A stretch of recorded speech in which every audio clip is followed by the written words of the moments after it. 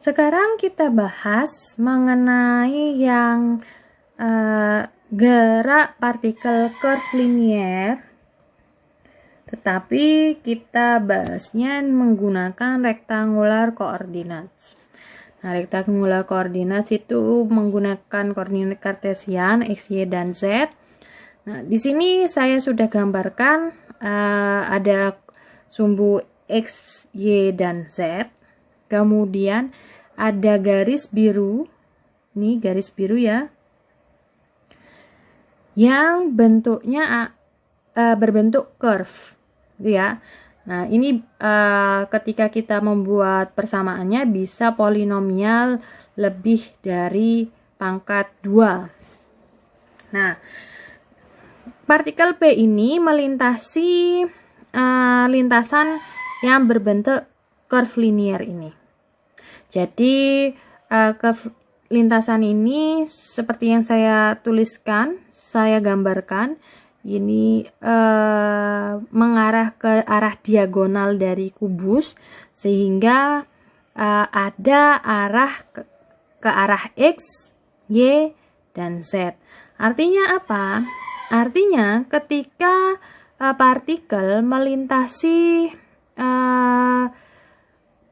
lintasan curvilinear di mana menggunakan 3 koordinat seperti ini, maka dan gaya-gaya yang terjadi juga ke arah, ada yang ke arah X, ada yang ke arah Z, dan di sini ke arah Y dan ke arah Z.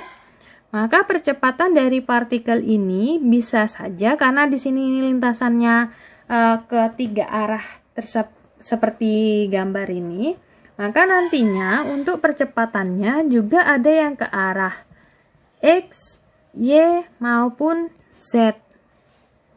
Nah, maka persamaannya kita tuliskan sigma Fx sama dengan M AX, sigma Fy sama dengan MAY, dan sigma Fz sama dengan MAZ. Nah, kita menggunakan 3 persamaan ini jika menemukan ternyata lintasan dari partikel itu mengarah ke longitudinal dari balok yang hijau ini. Ya, jadi pada kasus ini kita memiliki 3 gaya, sigma F yang ke arah X, Y, dan Z, dan juga ada 3 arah percepatan yaitu X, Y, dan Z. Nah, kemudian ketika kita sudah menemukan satu persatu percepatan ke arah X, Y, dan Z, maka untuk mencari percepatan resultan dari partikel P itu menggunakan akar dari percepatan X kuadrat ditambah percepatan Y kuadrat ditambah percepatan ke arah Z kuadrat. Ini.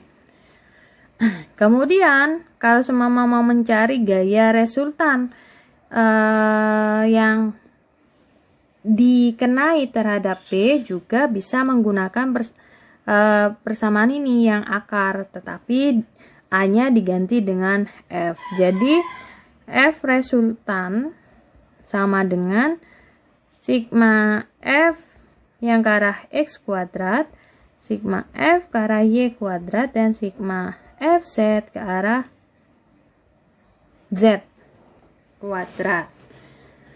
Nah, seperti ini untuk penyelesaiannya. Jadi kita harus menyelesaikan ke arah X, Y, dan Z. Tetapi apakah semua studi kasus yang menggunakan X, Y, dan Z ini semuanya memiliki percepatan ke arah X, Y, dan Z? Itu harus hati-hati dalam melihat lintasannya. Jika lintasannya hanya 2 dimensi, berarti berbentuk curve linear tetapi ke arah 2 dimensi saja, berarti ada satu percepatan yang tidak ada nilainya.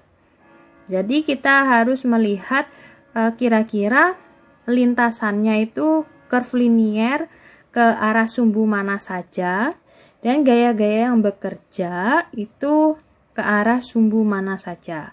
Jadi nanti Anda sama seperti di sebelah kiri ini, walaupun di sini ada 2 koordinat X dan Y, tetapi karena lintasannya hanya ke arah sumbu horizontal saja, maka percepatannya hanya percepatan ke arah X, sedangkan percepatan ke arah Y-nya sama dengan 0. Nah, sama seperti untuk yang X, Y, Z seperti ini, jika nanti kita menemukan bahwa lintasan yang dibuat oleh partikel yang bergerak ini hanya mengarah ke 2 dimensi saja, misalkan ke arah Y dan Z saja, misalkan gini ya lintasannya, ini partikel P-nya. Kemudian misalkan ada gaya juga, gaya yang terjadi ada yang arah X, Fx, kemudian nanti ada yang seperti ini F1, di mana F1 ini merupakan bisa diproyeksikan ke arah Y dan ke arah Z, seperti itu. F1Z, kemudian ada gaya F2, di mana gaya F2 ini bisa diproyeksikan ke arah Z, F2Z, dan ke arah X juga, F2X.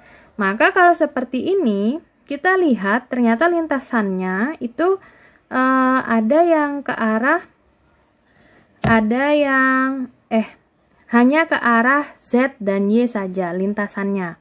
Sehingga kalau seperti ini, maka percepatan yang ada yaitu percepatan ke arah Y dan ke arah Z.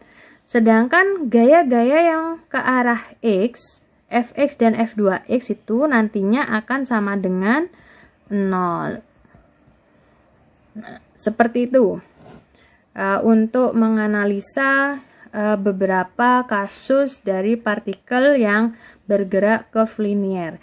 Jadi hati-hati, walaupun saya di sini menuliskan ada 3 persamaan, di mana 3 persamaan Newton ini sama-sama saya tuliskan percepatannya, tetapi Anda perlu menganalisa lebih lanjut pada soal-soal yang diberikan, apakah partikel ini memiliki percepatan ke arah 3 percepatan ini, atau hanya ke 2, atau malah hanya ke 1 percepatan saja. Seperti itu.